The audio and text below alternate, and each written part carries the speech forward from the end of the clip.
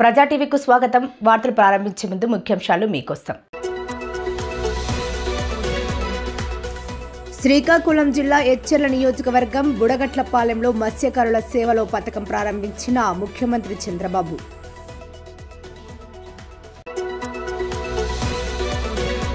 మైనార్టీల సంక్షేమానికి అత్యధిక ప్రాధాన్యతనిచ్చి ఆర్థిక భరోసా కల్పించడమే ప్రభుత్వ లక్ష్యమన్న మైనార్టీ సంక్షేమ శాఖ మంత్రి ఎన్ఎండి ఫారూక్.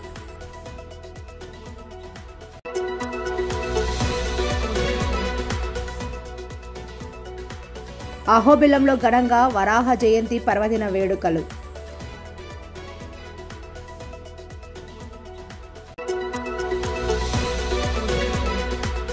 చిత్తడి నేలల పరిరక్షణకు చర్యలు చేపట్టాలని అధికారులను ఆదేశించిన జిల్లా కలెక్టర్ రాజకుమారి గనియా.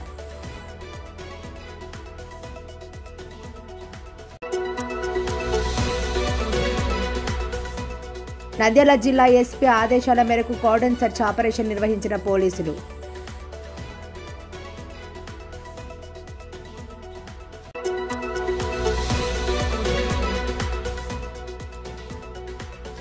మహానందీశ్వర స్వామివారి దేవస్థానంలో ఘనంగా జరిగిన శ్రీ స్వామి అమ్మవారి పల్లకి సేవ.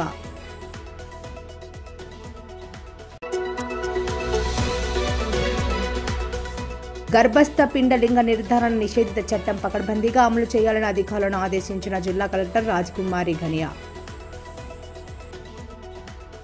శ్రీకాకుళం జిల్లా ఎచ్చెర్ల నియోజకవర్గం బుడగట్లపాలెంలో మత్స్యకారుల సేవలో పథకాన్ని ముఖ్యమంత్రి చంద్రబాబు ప్రారంభోత్సవం చేశారు. ఈ సందర్భంగా మత్స్యకార కుటుంబాలతో ముఖ్యమంత్రి చంద్రబాబు నాయుడు గారు భేటీ అయ్యారు. సముద్ర తీరంలో మత్స్యకార కుటుంబం అయిన మద్దు పోలేష్, రామలక్ష్మితో మాట్లాడి సమస్యలు అడిగి తెలుసుకున్నారు. కాడి రాంబాబు, బొప్పాడ సీతోగ్య, చింతపల్లి ఎర్రయ్యతో ముచ్చటించారు. మద్దు లక్ష్మయ్య, కారి సీతమ్మ, వారధి పైడమ్మతో మాట్లాడి చేపలు ఎండబెట్టే విధానాన్ని అడిగి తెలుసుకున్నారు. కమ్యూనిటీ హాల్కు చేరుకున్న సీఎం చేపల బోట్లు మరమ్మతులు చేసే కార్మికులు మైలపల్లి పోతురాజు, కారి రాంబాబుతో కాసేపు సంభాషించారు. చేపలు నిల్వ చేసుకున్న ఐస్ బాక్సులు, చేపలు పట్టే వలలను పరిశీలించారు.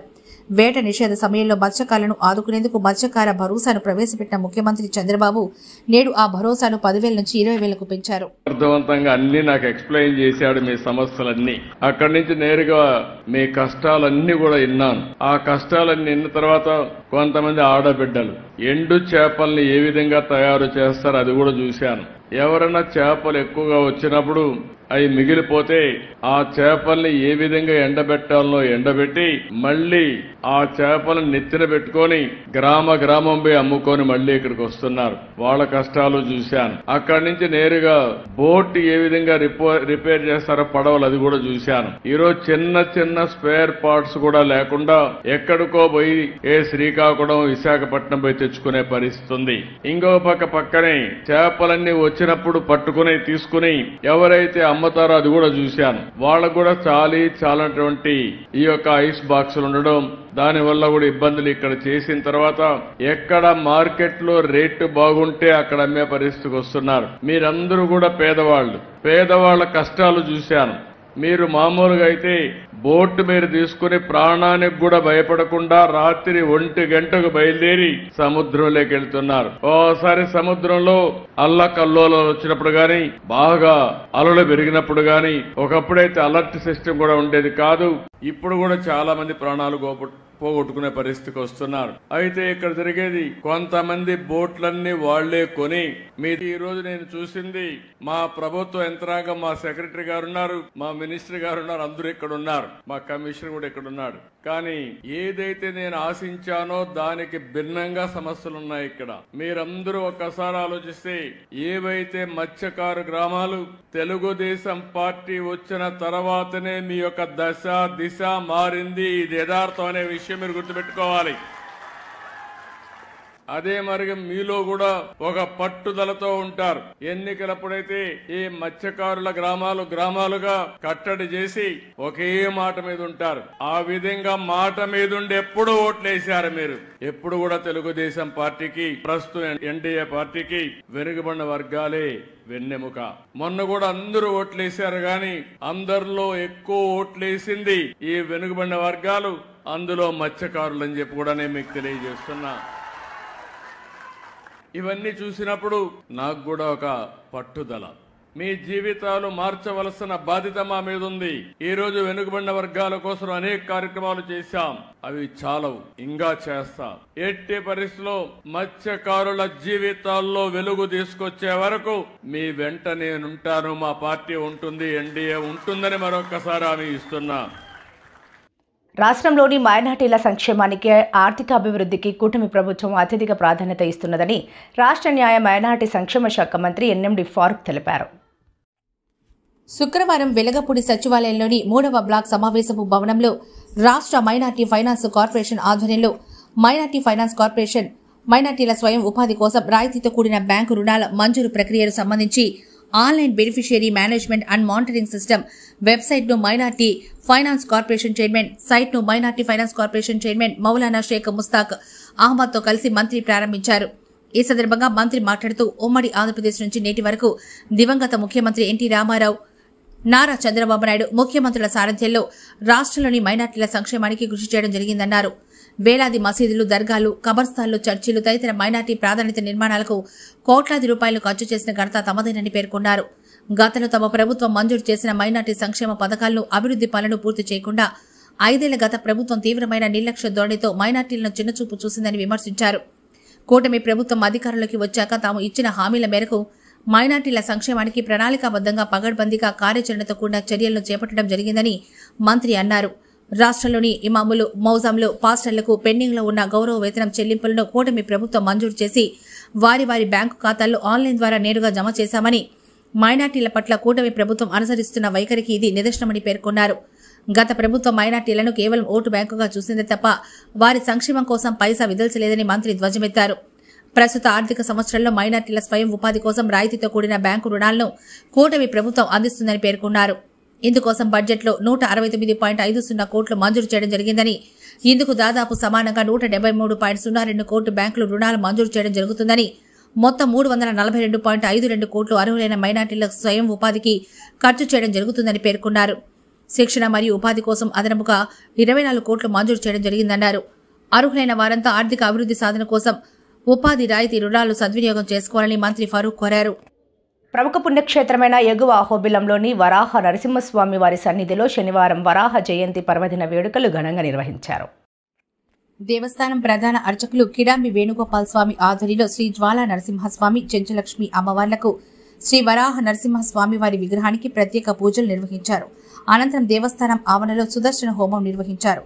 ఈ కార్యక్రమంలో పెద్ద సంఖ్యలో భక్తులు పాల్గొన్నారు. అనంతరం శ్రీరంగరావు గోష్ఠి ఆధ్వర్యంలో భక్తులకు విశేష అన్నదాన కార్యక్రమాన్ని నిర్వహించారు. ఈ కార్యక్రమంలో గోష్ఠి సభ్యులు ఏడి రవికాంత్ చౌదరి, ఏఈ కృష్ణయ్య, ఉప్పల ప్రసాద్, కూరపాటి చంద్ర తదితరులు పాల్గొన్నారు.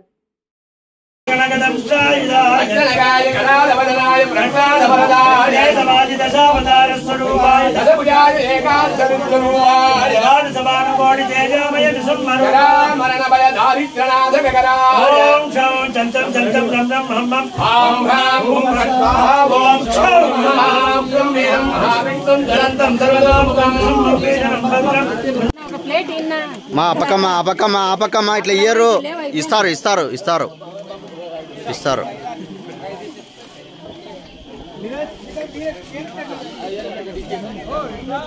ప్రభుజీ ఫుట్వేర్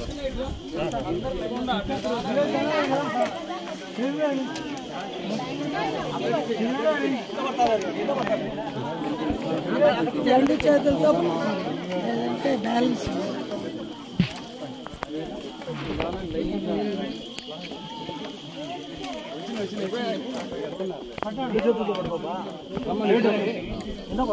సార్ కొద్ది బ్యాక్ ఇవ్వండి సార్. రవి సార్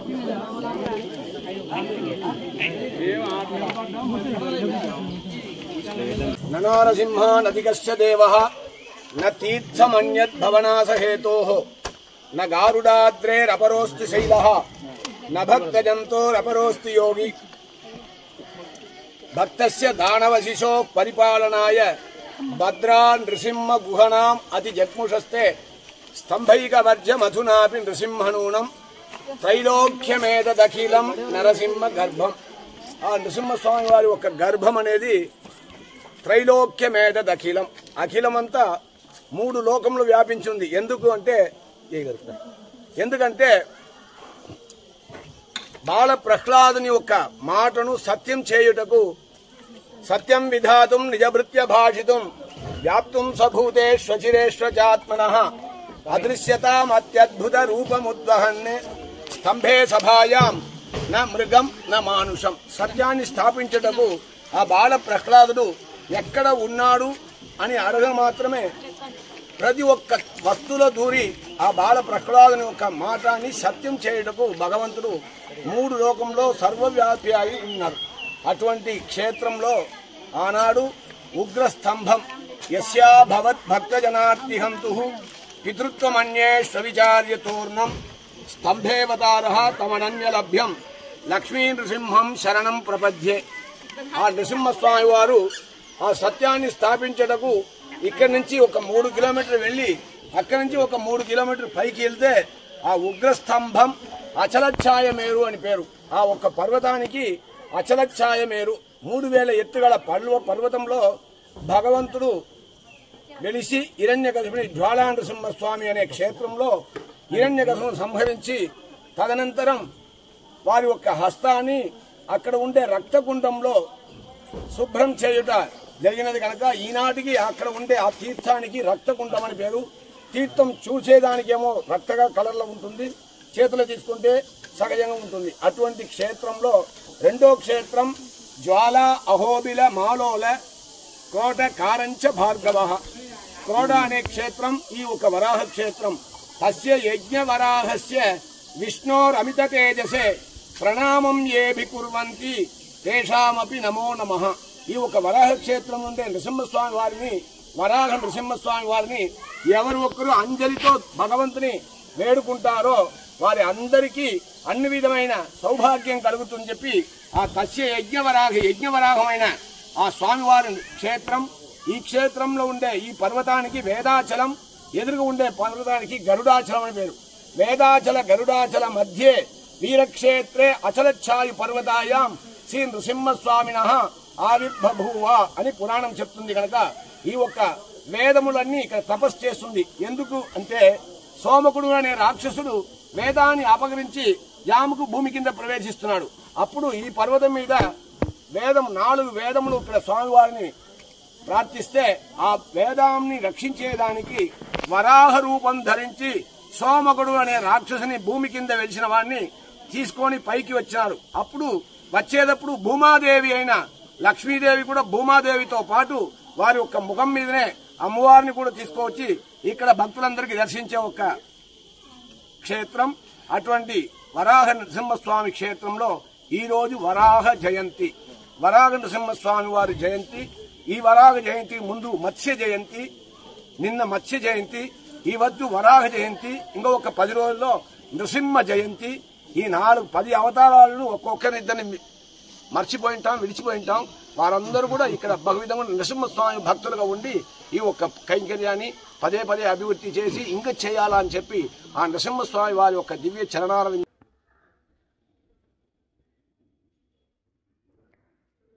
చిత్తడి నేలలను గుర్తించి వాటి పరిరక్షణకు చర్యలు తీసుకోవాలని జిల్లా కలెక్టర్ రాజ్ కుమారి సంబంధిత అధికారులను ఆదేశించారు. కలెక్టరేట్లోని వీడియో కాన్ఫరెన్స్ హాల్లో జిల్లా వెట్ ల్యాండ్ కమిటీ సమావేశం జిల్లా కలెక్టర్ అధ్యక్షతన నిర్వహించారు. ఈ సందర్భంగా జిల్లా కలెక్టర్ రాజకుమారి మాట్లాడుతూ జిల్లాలో ఉన్న చిత్తడి నేలల గురించి వాటి పరిరక్షణకు చర్యలు తీసుకోవాలని సుప్రీంకోర్టు ఆదేశాలు జారీ చేసిన నేపథ్యంలో తగు చర్యలు తెలుసుకోవాలని సంబంధిత అధికారులను ఆదేశించారు. జిల్లాలో 519 చిత్తడి నేలలను గుర్తించి వాటిని గ్రౌండ్ ట్రూతింగ్ కూడా చేయడం జరిగిందని, ఇందులో 10 అటవీ శాఖ పరిధిలో ఇతర ప్రాంతాల్లో ఉన్న 509 చిత్తడి నేలలను సంబంధిత శాఖల అధికారులు సంరక్షించాలని కలెక్టర్ ఆదేశించారు. ప్రభుత్వ భూముల్లో ఉన్న చిత్తడి భూములను గుర్తించి నోటిఫికేషన్ ఇచ్చేలా చర్యలు తీసుకోవాలని కలెక్టర్ సంబంధిత అధికారులను ఆదేశించారు. ఇందుకు సంబంధించి సూచించిన ప్రొఫార్మాలో వివరాలు నింపి పంపాలని ఆర్డీఓలను కలెక్టర్ ఆదేశించారు. ఈ సమావేశంలో joint collector C Vishnucharan, DRO Ramu Naik, DFO Nagamuneswari, ఆర్డీఓలు, జిల్లా అధికారులు తదితరులు పాల్గొన్నారు.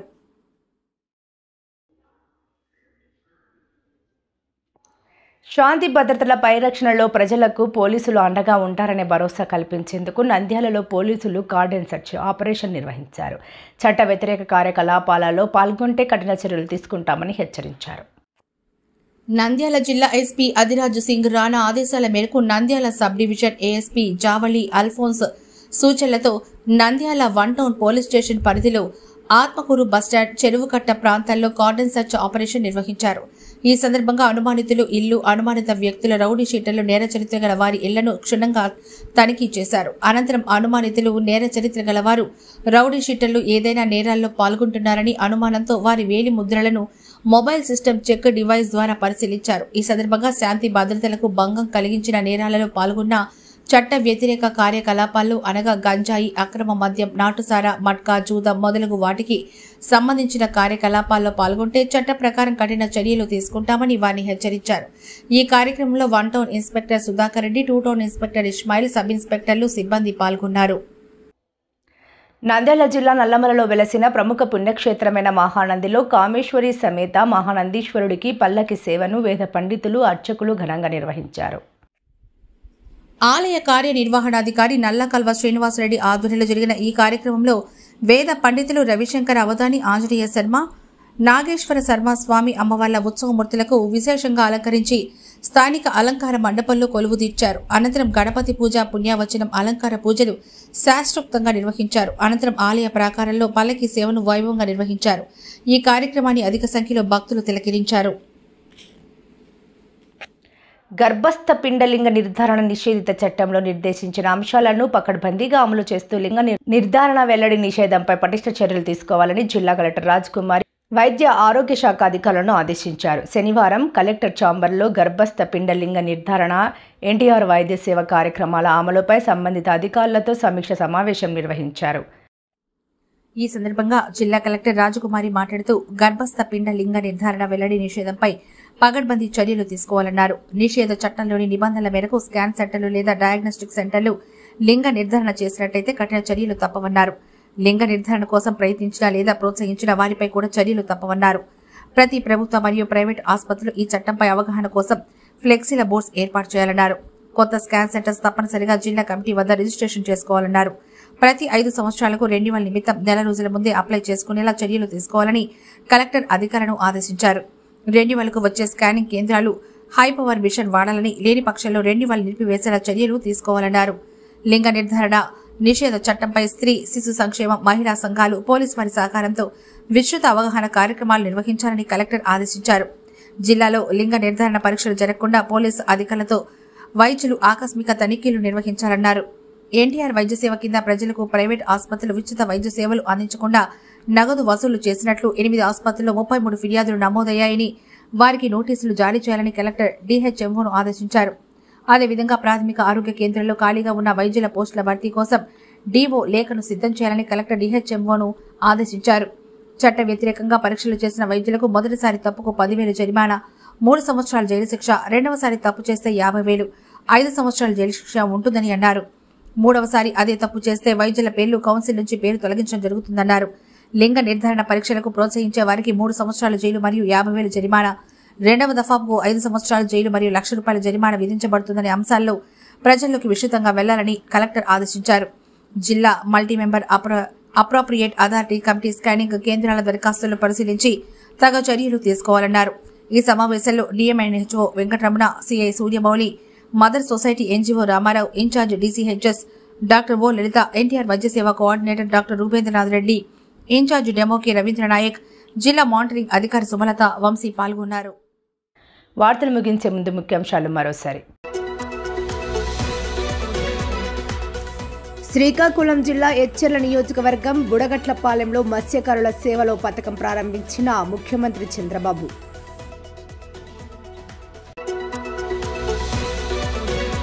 మైనార్టీల సంక్షేమానికి అత్యధిక ప్రాధాన్యతనిచ్చి ఆర్థిక భరోసా కల్పించడమే ప్రభుత్వ లక్ష్యమన్న మైనార్టీ సంక్షేమ శాఖ మంత్రి ఎన్ఎండి ఫారూక్.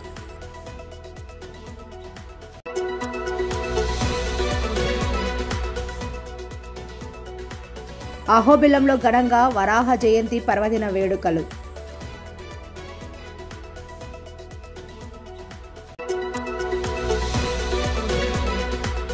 చిత్తడి నేలల పరిరక్షణకు చర్యలు చేపట్టాలని అధికారులను ఆదేశించిన జిల్లా కలెక్టర్ రాజకుమారి గనియా.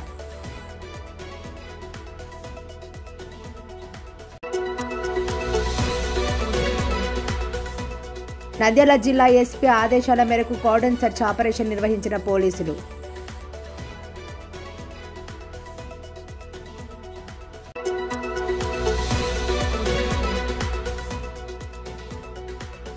మహానందీశ్వర స్వామివారి దేవస్థానంలో ఘనంగా జరిగిన శ్రీ స్వామి అమ్మవారి పల్లకి సేవ.